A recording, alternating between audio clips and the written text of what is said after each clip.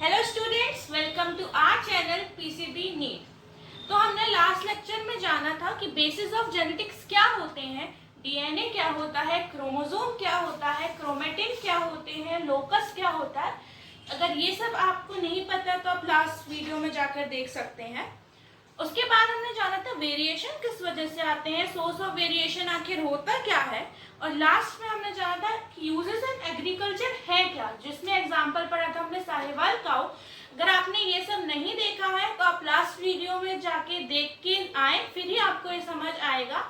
समझ तो वैसे भी आ जाएगा, पर मुश्किल होता है यूजुअली लोगों को जानना कि डीएनए, क्रोमोसोम, क्रोमेटिन क्या होता है। ये टर्म को जानना थोड़ा सा मुश्किल होता है, इसलिए आप लास्ट लेक्चर से देख सकते हैं। तो आज हम पढ़ेंगे कि मेंडेलियन जेनेटिक्स क्या होती है, मेंडेल ने क्या बताया, उसने क्या एक्सपेरिमेंट किया, कौन से ईयर में किया, किस पे किया, ये सब हम आज जानेंगे। दूसरे में हम जानेंगे कि हाइब्रिडाइजेशन एक्सपेरिमेंट क्या होता है। हाइब्रिडाइजेशन एक्सपेरिमेंट पे हम पढ़ेंगे कि प्रोसेस क्या थी, कैसे उनने पेरेंट्स सिलेक्ट किए, क्या उनके रिजल्ट थे, क्या ऑब्जर्वेशंस थे और उनसे उसने क्या कंक्लूजन निकाला, ये सब हम पढ़ेंगे एक्सपेरिमेंट हाइब्रिडाइजेशन एक्सपेरिमेंट में।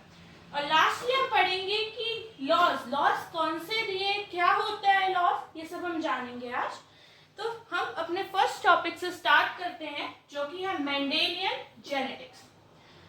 अब भैया जैसे कि हम जानते हैं मेंडल हमारे बड़े भैया, उन्होंने हमें बताया था कि जेनेटिक्स कैसे क्या होती है, कैसे कैरेक्टर्स एक दूसरे में ट्रांसफर होते हैं।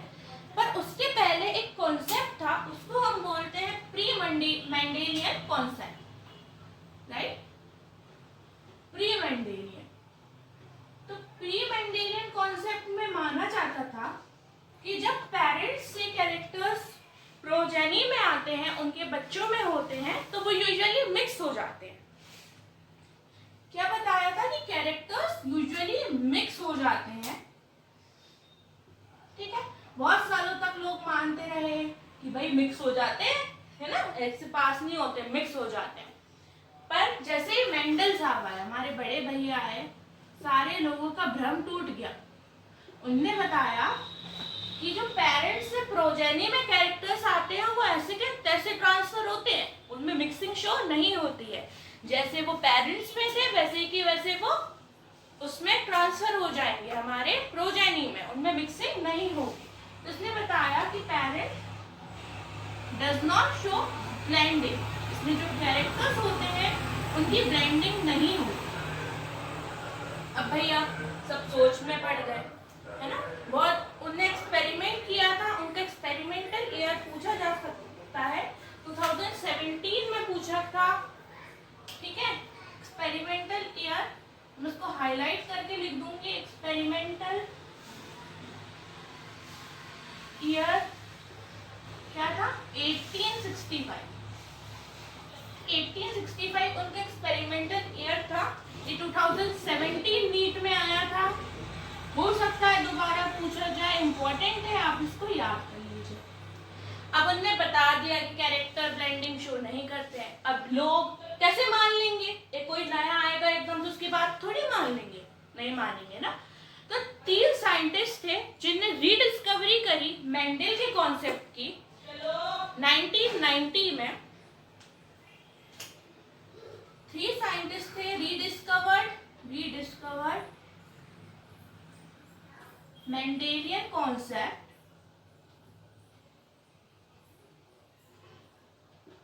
कब करी थी उनने, 1990 में उनने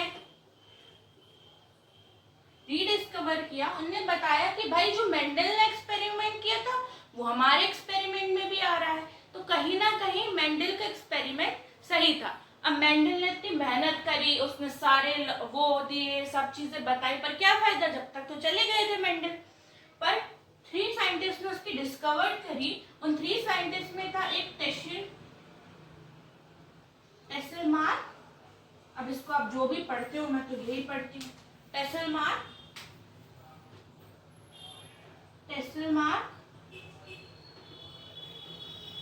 Karl Correns and Hugo de Vries. इनने जो एक्सपेरिमेंट था उसको 3 लॉ में कन्वर्ट कर दिया, इन्हें यूजुअली लॉ दिए, लॉ मेंडल के एक्सपेरिमेंट के लॉ दे दिए गए, ठीक है, गिव 3 लॉ, गिव लॉस। अब जो मेंडल था उसने एक्सपेरिमेंट आखिर किया काय में था, उसको कैसे पता चला कि कैसे कैरेक्टर पास होते हैं, उनकी ब्लेंडिंग शो नहीं होती है। तो मेंडल ने अपना एक्सपेरिमेंट किया था पी प्लांट में, राइट, पी प्लांट में उन्होंने एक्सपेरिमेंट किया था, इसको हम पायसम सेटाइवम भी बोलते हैं,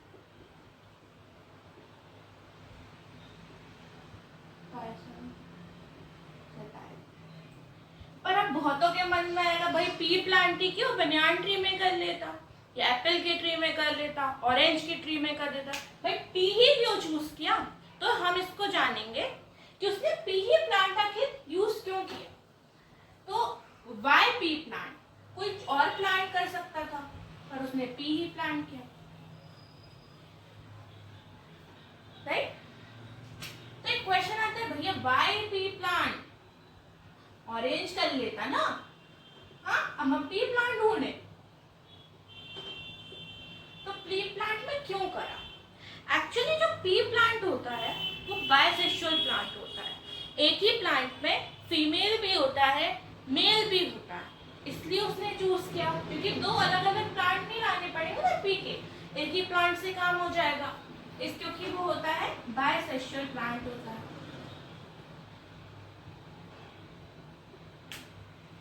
अब देखो पी प्लांट यूजुअली तो वो सेल्फ पॉलिनेट करता है, पर हम उसको क्रॉस पॉलिनेट भी कर सकते हैं। क्रॉस पॉलिनेट करने की जरूरत हमें, अगर इस प्लांट, हमें 2 प्लांट को मिक्स करके उसके कैरेक्टर्स जानने, तो हम उसमें क्रॉस पॉलिनेशन भी करा सकते हैं, ठीक है, सेल्फ पॉलिनेशन भी करता है। कुछ प्लांट ऐसे होते हैं कि भाई वो सेल्फ पॉलिनेशन करेंगे पर क्रॉस नहीं करेंगे, ये दोनों कर सकते हैं। यूजुअली क्या करता है, सेल्फ पॉलिनेटिंग प्लांट है but can cross pollinate।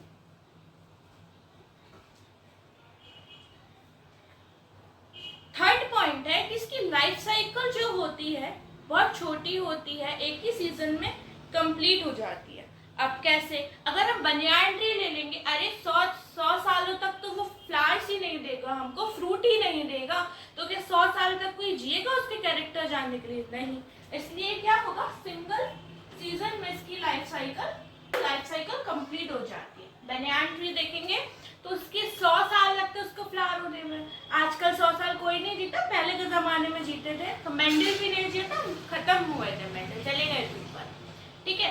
तो क्या हुआ, सिंगल सीजन में उसकी लाइफ साइकिल कंप्लीट हो जाती है और ये बहुत ज़्यादा रिप्रोड्यूस कर सकता है, इसलिए हमने यूज़ किया पी प्लांट। तो पी प्लांट हमने क्यों यूज़ किया, पहले तो बायसेक्सुअल प्लांट था, हमें अलग से अलग अलग प्लांट्स लाने की ज़रूरत नहीं पड़ रही थी, और अगर लाना भी था तो हम उसमें क्रॉस पॉलिनेट करा सकते थे, राइट, और उसमें सेल्फ पॉलिनेट होता ही था, और सिंगल सीजन में उसकी लाइफ साइकिल कंप्लीट हो जाती थी। अगर समर में तो समर में कंप्लीट हो जाएगी, विंटर में तो विंटर में कंप्लीट हो जाएगी, इसलिए मेंडल ने क्या चूज किया, पी प्लांट। अब नेक्स्ट जो हमारा टॉपिक था हाइब्रिडाइजेशन एक्सपेरिमेंट। हाइब्रिडाइजेशन एक्सपेरिमेंट में हम जानेंगे कि आखिर मेंडल ने करा क्या। चलो ठीक है, उसने पी प्लांट ले लिया, पर उसने एट लास्ट किया क्या, उसको कैसे पता चला कि कैरेक्टर मिक्स नहीं होते, उनकी ब्लेंडिंग नहीं होती है, तो वो हम जानेंगे हाइब्रिडाइजेशन एक्सपेरिमेंट। तो मेंडल ने क्या किया, मेंडल ने 7 कैरेक्टर्स अज्यूम करे, राइट। तो जो स्टेप्स थी एक्सपेरिमेंट के, बहुत हम लॉजिकली बहुत बेसिक से जानते हैं कि भाई हमको कुछ पे एक्सपेरिमेंट करना है, तो हम उसको क्या, उसको पहले ढूंढेंगे, उसका सिलेक्शन करेंगे, ठीक है। तो सिलेक्शन ऑफ पेरेंट्स, कि भाई वो कैसे पेरेंट्स, हम अच्छे पेरेंट्स का सिलेक्शन करेंगे, खराब ना हो, उसके कैरेक्टर्स हमें पता हो, ठीक है। इसमें एक और पॉइंट आएगा कि इजीली ऑब्जर्वेबल कैरेक्टर, उसके कैरेक्टर्स इजीली ऑब्जर्वेबल थे।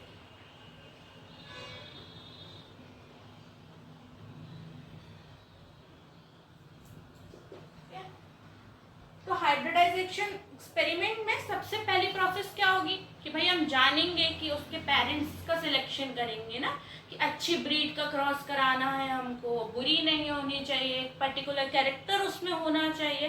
तो सबसे पहले क्या होगा, सिलेक्शन ऑफ पेरेंट्स।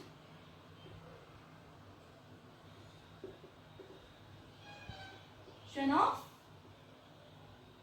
पेरेंट्स। अब जो दूसरी स्टेप है, अब हमने पेरेंट्स लाए, अब उनको रखे तो कुछ होगा नहीं, उनको क्या कराना पड़ेगा, क्रॉस। फिर हमको उनको क्या कराना पड़ेगा, क्रॉस कराएंगे। थर्ड में अब उनको सिलेक्ट कर लिया, क्रॉस कर लिया, अब भैया हम उनको ऑब्जर्व करेंगे कि उनमें क्या कैरेक्टर्स आ रहे हैं, क्या नहीं आ रहे हैं, कितना बड़ा हो रहा है, छोटा हो रहा है, कौन सा कलर हो रहा है, कौन सा कलर नहीं हो रहा है। तो हम क्या करेंगे, ऑब्जर्वेशंस करेंगे। ठीक है। और फोर्थ स्टेप जो होगी, जो भी हमने उसमें देखा, जो भी हमने एक्सपेरिमेंट किया, उससे निकला क्या, उसका कंक्लूजन क्या निकला, वो हम फोर्थ स्टेप में जानेंगे।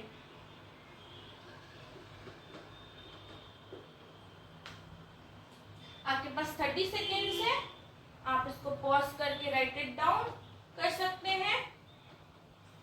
तो हमने जाना कि हाइब्रिडाइजेशन एक्सपेरिमेंट या कोई भी एक्सपेरिमेंट हम करते हैं उसमें 4 स्टेप्स बहुत जरूरी होती है, कि हमको पेरेंट सिलेक्ट करना पड़ता है, कौन सा क्रॉस उसमें हो रहा है, ऑब्जर्वेशंस क्या निकल रहे हैं, उससे कंक्लूजन आके निकल क्या रहा है। तो पहली स्टेप जो है सिलेक्शन ऑफ पेरेंट्स, वो हम जानेंगे। तो first selection of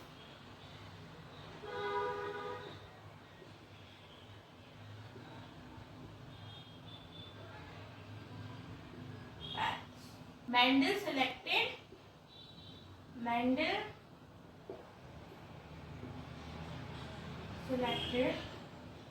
14 pure breed select करी। अब 14 प्योर ब्रीड उसने सिलेक्ट करी। प्योर ब्रीड का मतलब क्या होता है, जो कि सेल्फ पॉलिनेट कर पाते, खुद से कर पाते हैं, वो उसने 14 प्लांट हमारे सिलेक्ट कर लिए। अब उसने उसमें 7 कैरेक्टर्स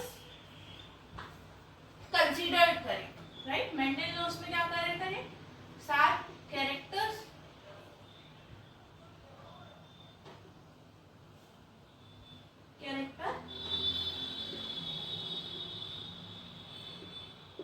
कंसीडर करें। अब वो 7 कैरेक्टर्स थे क्या, ठीक है, वो हम जानेंगे। तो क्या ये बॉक्स आपकी एनसीईआरटी में बना हुआ है, वहां से भी देख सकते हैं या आप लिख सकते हैं जैसा आपका मन हो। तो कैरेक्टर्स एक ब्रैकेट बनाएंगे, डोमिनेंट, रिसेसिव क्या था और वो कौन से क्रोमोसोम पे था, ठीक है। तो उसको एक बहुत अच्छा तरीका मैं आपको बता दूंगी, आप याद करने में इजी होगा। तो कैरेक्टर्स, सबसे पहले हम उसकी देखेंगे प्लांट की हाइट। सबसे पहले कैरेक्टर क्या, हाइट, ठीक है। डोमिनेंट इसमें क्या होगा, टॉल, डॉर्फ। अब हम इसको ऐसे याद रख सकते हैं, भाई एक लंबा इंसान खड़ा है, एक छोटा इंसान खड़ा है, दूर से कौन ज्यादा जल्दी दिखेगा, लंबा इंसान, इसलिए टॉल और डॉर्फ, ठीक है। इसके बाद हम देखेंगे फ्लावर। अब फ्लावर में सबसे पहले हम जानेंगे कलर,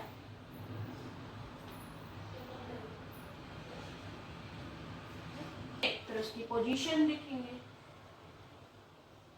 आप सोच रहे ये तो हमें भी दिख रहा है ना, पर हम आपको एक ट्रिक बता रहे हैं, उससे आपको याद रहे।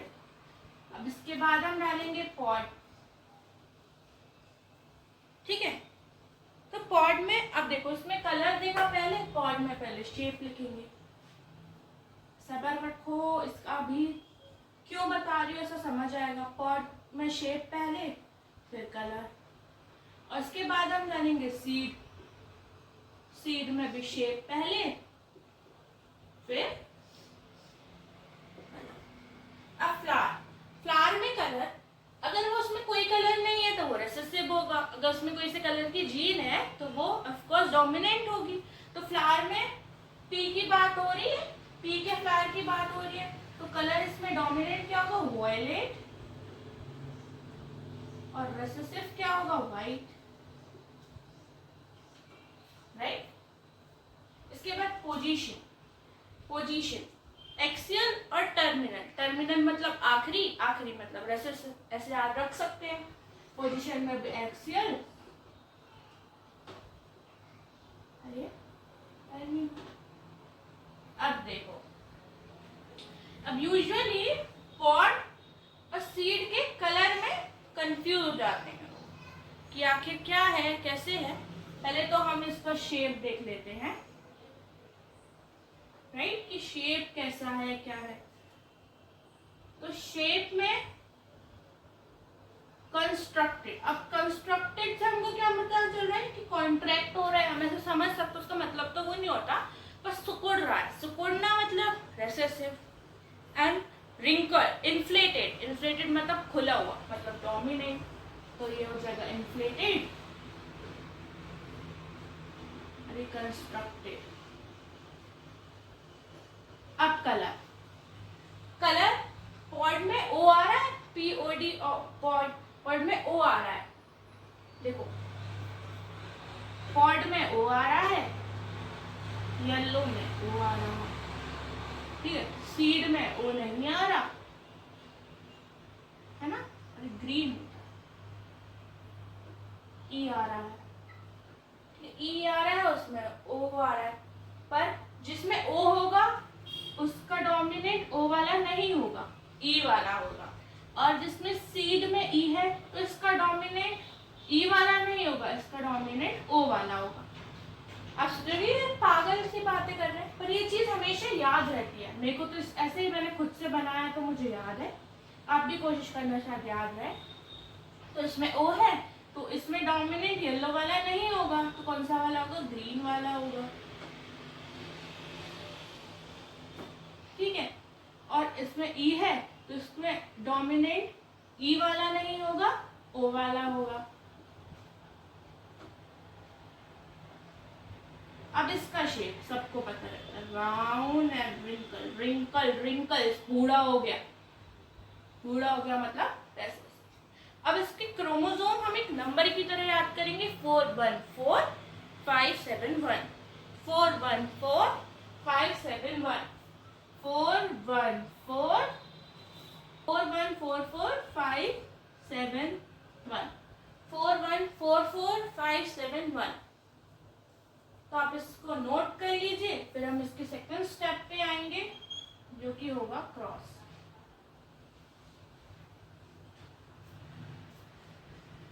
तो हम इसके सेकंड स्टेप जानेंगे जो कि क्रॉस। अब क्रॉस बिटवीन पेरेंट्स आखिर हुआ कैसे। यूजुअली हमको लगता है कि मेंडल ने मोनोहाइब्रिड क्रॉस कराया, मतलब मोनोहाइब्रिड क्रॉस मतलब एक ही कैरेक्टर का क्रॉस कराया, टॉल का, राउंड का, ठीक है, राउंडेड ट्विंकल का है तो उसमें। पर उसने क्या एक्चुअली में उसने क्या किया था, उसने मोनोहाइब्रिड क्रॉस भी कराया था और डाइहाइब्रिड क्रॉस कराया था।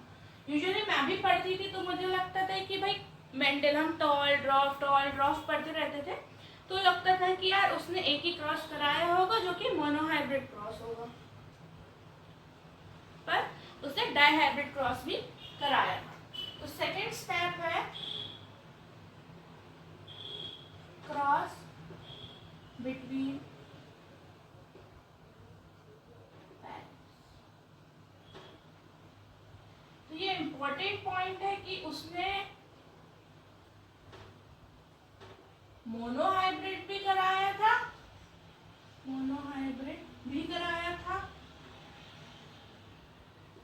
और डाइहाइब्रिड क्रॉस भी कराया। मोनोहाइब्रिड मतलब एक ही कैरेक्टर कंसीडर किया हुआ है, और डाइहाइब्रिड मतलब दो या तीन से ज्यादा कंसीडर किया, यूजुअली दो ही कंसीडर करते हैं। तो ये इम्पोर्टेंट है, ये कभी क्वेश्चन मुश्किल है आए, पर ये क्या कॉन्सेप्ट, हमारे जो क्वेश्चंस होते हैं कॉन्सेप्चुअल, उसमें दिक्कत देता है। तो याद रखना मेंडल ने दोनों तरह के क्रॉस किए थे, मोनोहाइब्रिड भी और डाइहाइब्रिड भी।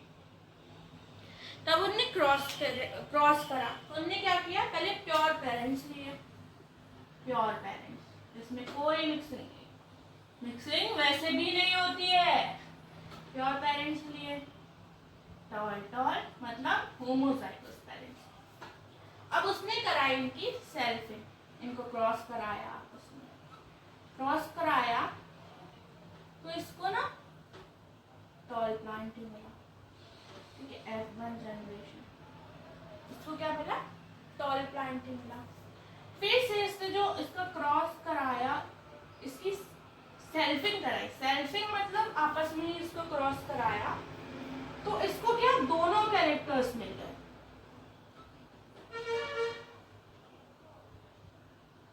राइट, इसको दोनों कैरेक्टर्स मिल गए,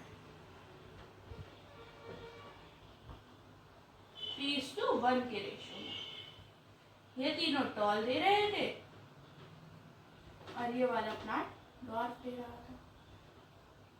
इससे ही हमें पता चला है कि उनकी मिक्सिंग नहीं होती है, क्योंकि F2 में जाके दोनों तरह के हमको प्लांट्स मिलते हैं, जो टॉल भी और ड्रॉप, ठीक है। उसने क्रॉस कराया, उसने देखो उसे प्योर पेरेंट्स लिए, उनका क्रॉस कराया तो उसको पता चला कि उसको F1 जनरेशन में तो टॉल मिल रहा है। फिर उसने सोचा चलो भाई कुछ तो नया करें, तो उसने उसकी सेल्फिंग कराई, उसने खुद से क्रॉस कराया। पता नहीं इतना दिमाग मेंटेन में आया कहाँ से, हमें तो नहीं है। तो उसने वापस उसका क्रॉस कराया तो उसको 4 तरीके के प्लांट्स मिले। प्लांट्स 2 तरीके के मिले थे, उनका जीनोटाइप अलग था, 3 का टॉल था, 1 का ड्रॉप था। अब भैया सब और कंफ्यूज, ऐसे कैसे हुआ?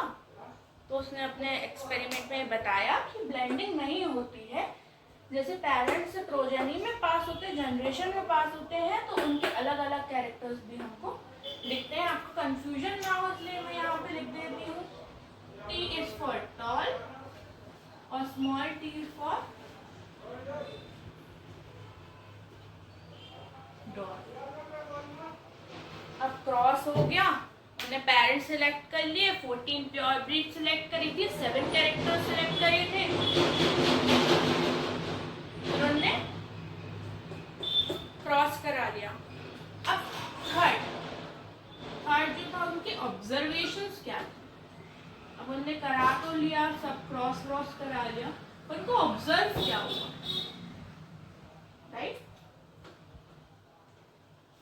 तो उनको एक्चुअली ऑब्जर्व ये हुआ कि जो F1 जनरेशन है उसमें ना कंप्लीटली रिसेंबल, जो उसके पेरेंट्स, जो उसके प्रोजेनी में कैरेक्टर्स आ रहे हैं, वो किसी एक प्लांट्स के जो पेरेंट के कैरेक्टर है उससे सिमिलर आ रहे हैं।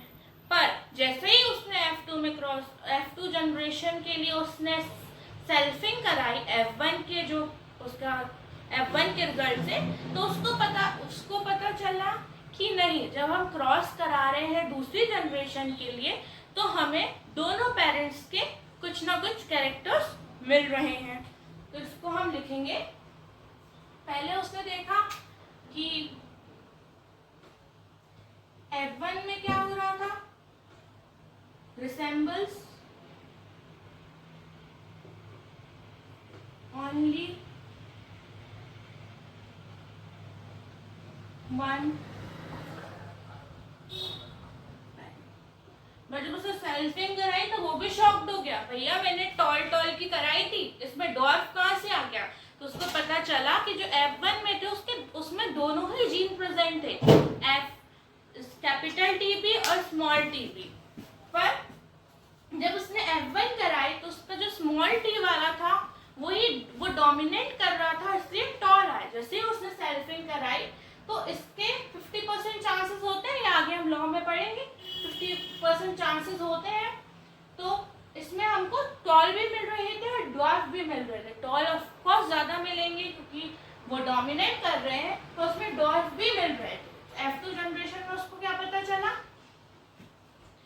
कि progeny resemble both of the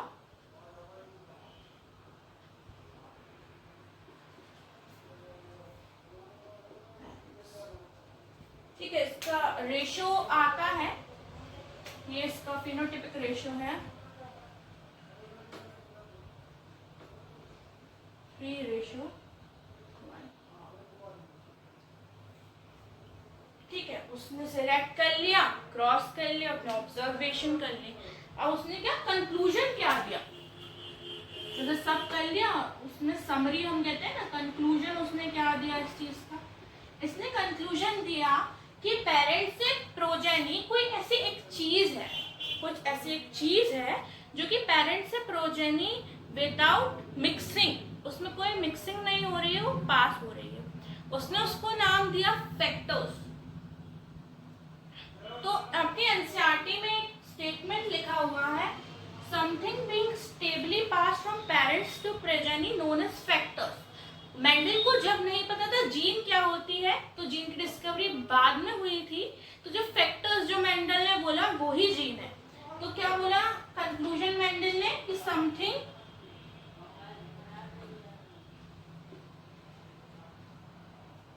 being stably passed from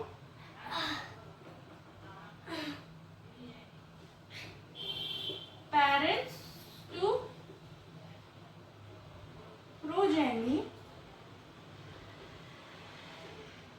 known as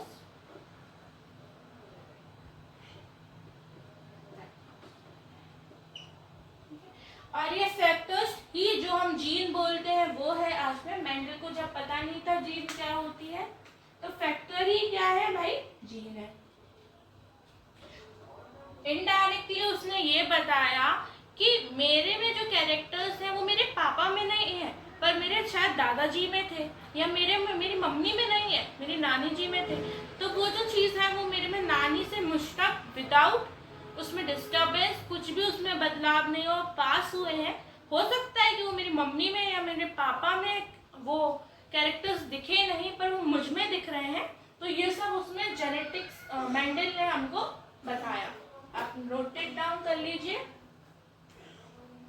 तो मेंडल ने जो बताया था फैक्टर्स, उसके फीचर्स क्या है। अब उसने बता दिया कोई एक ऐसी चीज है जो पेरेंट से प्रोजेनी में पास होती है, तो उसके फीचर्स क्या है। फैक्टर्स होता है क्या है, सिंगल होता है आपकी तरह, या कि वो पेयर्स में होता है, तो ये हम जानेंगे।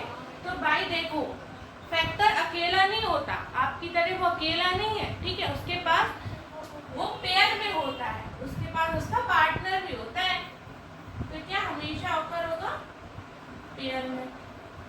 दूसरा, फैक्टर्स में कोई चेंज, भाई वो पेयर में वो सख्त लौंडा है, पेयरिंग में हुआ तो क्या वो अपने आप में कोई चेंज नहीं लाएगा। तो क्या डज नॉट शो ब्लेंडिंग, उसके कैरेक्टर्स मिक्स नहीं होते। डज नॉट शो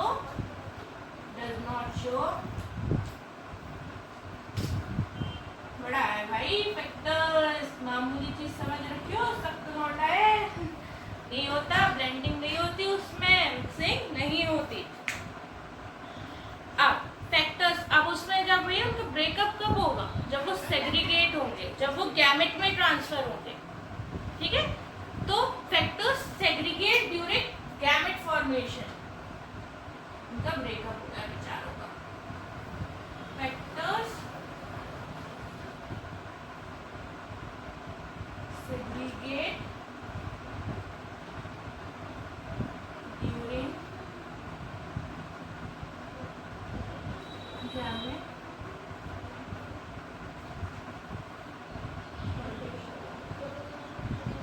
भैया फैक्टर्स पेयरिंग में है, आपकी तरह सिंगल नहीं है, उसकी ब्लेंडिंग नहीं होती, फैक्टर लौंडा है भाई, चेंज नहीं होगा, जैसा का तैसा पास होगा, ब्लेंडिंग नहीं होगी।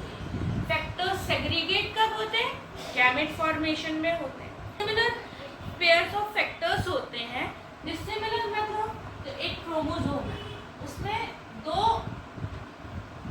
फैक्टर्स, दो तरह की जीन है, एक टॉल की है और एक राउंड की, ठीक है, ये डोमिनेंट हो गया। तो डिसिमिलर पेयर, ये अलग अलग कैरेक्टर्स के पेयर है ना। Dissimilar of in dissimilar pairs of factor only one factor express। अब dissimilar, ये टॉल है ड्रॉप है, इन दोनों में सिर्फ दोनों एक्सप्रेस नहीं होते, ठीक है। या तो वो टॉल एक्सप्रेस करेगा या वो डॉर्स एक्सप्रेस करेगा। तो डिसिमिलर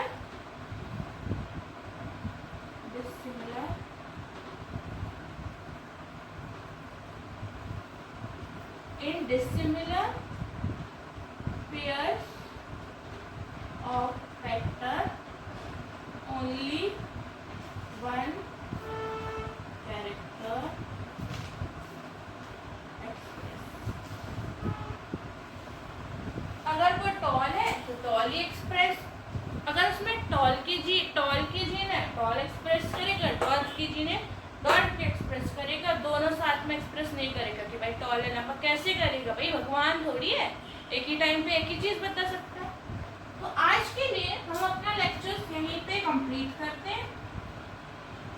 तो आज हमने जेनेटिक्स में स्टार्ट कर दिया, हमारे बड़े भैया एक्सपेरिमेंट पढ़ना स्टार्ट कर दिया है ना, मेंडल साहब का।